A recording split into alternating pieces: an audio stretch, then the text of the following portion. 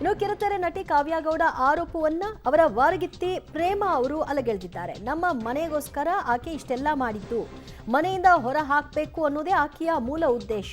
ಹಾಗಾಗಿ ಗಲಾಟೆ ಅಲ್ಲಿಂದ ಶುರುವಾಯಿತು. ಸೋಮಶೇಖರ್ ನನ್ನ ತಂದೆಯ ಮೇಲೆಯೇ ಹಲ್ಲೆ ನಡೆಸಿದ್ದಾರೆ.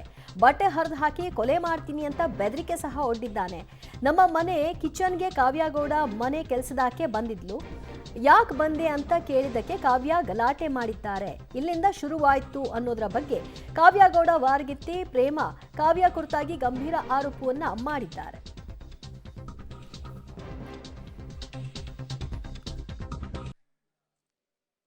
ಬೇಕು ಅಂತ ಅದು ನಮ್ಮ ಮಾವ ಅವ್ರ ಮನೆ ಸರ್. ಆಕ್ಚುಲಿ ನಮ್ಮ ಮಾವ ಅವ್ರ ಮನೆಯಲ್ಲಿ ನಾವು ನಮ್ಮ ಕುಟುಂಬ ಹಾಗೂ ಕಾವ್ಯಗೌಡ ಅವ್ರ ಕುಟುಂಬ ಆ ಮನೆಯಲ್ಲೇ ಇರೋದು. ಅವ್ರ ತಮ್ಮ ಸೋಮಶೇಖರ್ ಬಂದು ನಮ್ಮ ಮನೆಯವ್ರ ತಮ್ಮ. ಅದು ಸೋಮಶೇಖರ್ ಅವರು ನನ್ನ ತಂಗಿ ಮೇಲೆ ಹಲ್ಲೆ ಮಾಡಿರೋಂಥ ವಿಡಿಯೋ. ಬಟ್ ಆ ವಿಡಿಯೋನಲ್ಲಿ ಇರೋದು ಸೋಮಶೇಖರ್ ಅವರು ನನ್ನ ತಂಗಿ ಮೇಲೆ ಹಲ್ಲೆ ಮಾಡಿರೋದು. ಅದು ಡ್ರೆಸ್ ಎಲ್ಲ ಎಳ್ದಾಕಿ ನಿನ್ನ ಕೊಲೆ ಮಾಡ್ತೀನಿ, ರೇಪ್ ಮಾಡ್ತೀನಿ ಅಂತೆಲ್ಲ ಮಾತಾಡಿದ್ದಾರೆ. ಅದೇ ಮಾತುಗಳನ್ನ ನಮ್ಮ ಮೇಲೆ ರಿವರ್ಸ್ ಈಗ ಅಕ್ಯೂಸ್ ಮಾಡ್ತಾ ಇದ್ದಾರೆ, ನಮ್ಗೆ ಹೇಳ್ತಿದ್ದಾರೆ ಅವರು ಅದೇ ಮಾತುಗಳನ್ನ. ಬಟ್ ಅವ್ರು ಮಾಡಿರೋ ಅಂತ ಸ್ಟೇಟ್ಮೆಂಟ್ ಸರ್ ಅದು ಆ ವಿಡಿಯೋನಲ್ಲಿ ನೀವು ನೋಡ್ಬೋದು ಅವ್ರು ಯಾವ ರೀತಿ ಬಿಹೇವ್ ಮಾಡ್ತಾ ಇದ್ದಾರೆ ಅಂತ.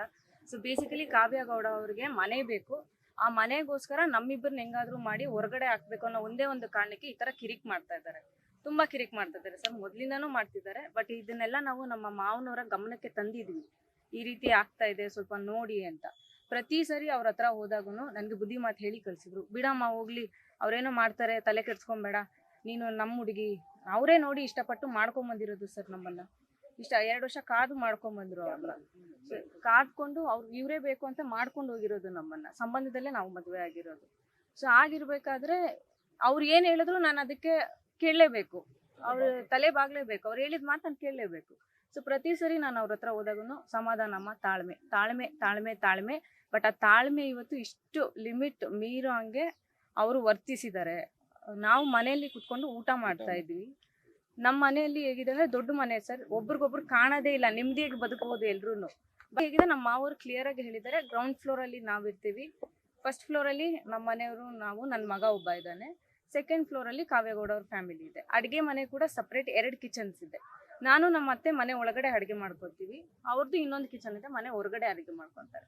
ಸೊ ನಾವು ಅವ್ರ ಫ್ಲೋರಿಗೆ ಹೋಗಲ್ಲ, ಅವರು ನಮ್ಮ ಫ್ಲೋರಿಗೆ ಬರಲ್ಲ. ಇದೇ ನಮ್ಮ ಮಾವ ಅವರು ಹೇಳಿದ್ದು, ಡಿಸ್ಟರ್ಬ್ ಮಾಡಬೇಡಿ, ಅವ್ರವ್ರ ಪ್ರೈವಸಿ ಅವ್ರಿಗಿರ್ಲಿ. ಸೊ ನಿಮ್ಮ ಕಿಚನ್ ಏನಿದೆ ನೀವು ಯೂಸ್ ಮಾಡ್ಕೊಳ್ಳಿ, ಅವ್ರ ಕಿಚನ್ ಏನಿದೆ ಅವ್ರು ಯೂಸ್ ಮಾಡ್ಕೊಳ್ಳಿ ಅಂತ. ಸೊ ಈ ಟೈಮಲ್ಲಿ ಕಾವ್ಯಗೌಡ ಅವರ ವರ್ಕರ್ ಒಬ್ರು ನನ್ನ ಕಿಚನ್ ಹತ್ರ ಬರ್ತಾರೆ.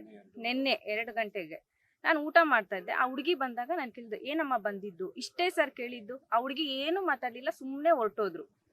ಅದಾದ್ಮೇಲೆ ನಾವು ಊಟ ಮಾಡ್ತಾ ಇದ್ವಿ. ಆಕೆ ಏಕಾಏಕಿ ಕಾವ್ಯಗೌಡ ಬಂದು, ನನ್ನ ಮನೆ ಇದು, ನಂದು ಮನೆ ಇದು, ಹೆಂಗ್ ಕೂತಿದ್ದೀರಾ ನನ್ನ ಮನೇಲಿ, ನೀವು ತಿರ್ಕೊಂತಿನ ಜನ, ನೀವು ನಾಯಿಗಳು ಅಂತ. ನಾನು ಊಟ ಮಾಡ್ತಾ ಇರೋ ಪ್ಲೇಟ್ಗಳನ್ನೆಲ್ಲ ತೆಗೆದು ಎಡ್ಸಿ ನನ್ನ ಮನೆಯಿಂದ ಹೊರಗಡೆ ಹೋಗಿ. ನಾನು ಹೇಳಿದೆ, ನಿಂದ ಹೆಂಗ್ ಮನೆ? ನಮ್ಮ ಮಾವನ ಮನೆ ಇದು, ನಂದು ಮಾವನೇ, ನನಗೂ ಹಕ್ಕಿದೆ ಈ ಮನೇಲಿ ಇರೋದಕ್ಕೆ. ಸೊ ಅವ್ರಿಗೇನಂದ್ರೆ ನಾವು ಮನೆಯಿಂದ ಹೊರಗಡೆ ಹೋಗ್ಬೇಕು ಅಂತ ನಮ್ಮನ್ನ ಬಲವಂತವಾಗಿ ಫೋರ್ಸ್ ಮಾಡ್ತಾ ಇದ್ವಿ.